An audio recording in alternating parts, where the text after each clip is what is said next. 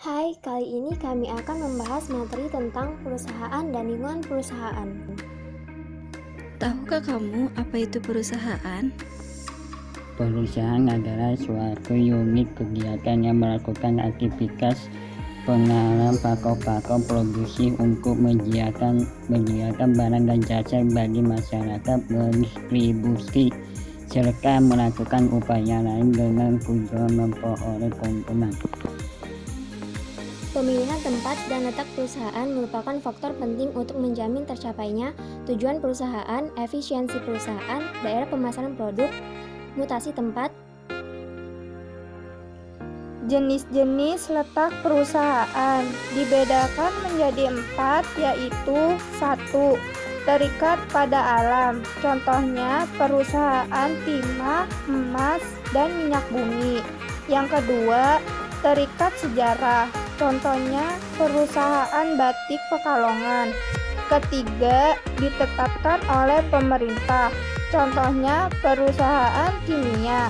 Yang keempat, dipengaruhi oleh faktor-faktor ekonomi. Tujuan pendirian perusahaan dibedakan menjadi 2. Yang pertama, tujuan ekonomis, contohnya menciptakan laba, pelanggan, keinginan konsumen, tenaga produk, kualitas, harga, kuantitas, dan pelanggan.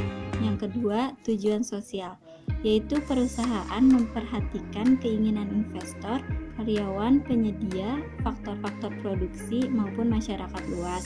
Kedua tujuan tersebut saling mendukung untuk mencapai tujuan utama perusahaan, yaitu memberi kepuasan kepada keinginan konsumen ataupun pelanggan.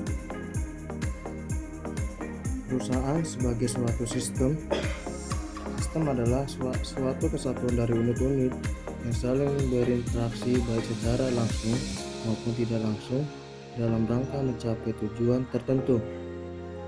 Perusahaan adalah suatu sistem karena merupakan kombinasi dari berbagai sumber ekonomi yang secara langsung atau tidak langsung mempengaruhi proses produksi serta distribusi barang atau jasa untuk mencapai tertentu, antara lain keuntungan, pemenuhan kebutuhan masyarakat maupun tanggung jawab sosial.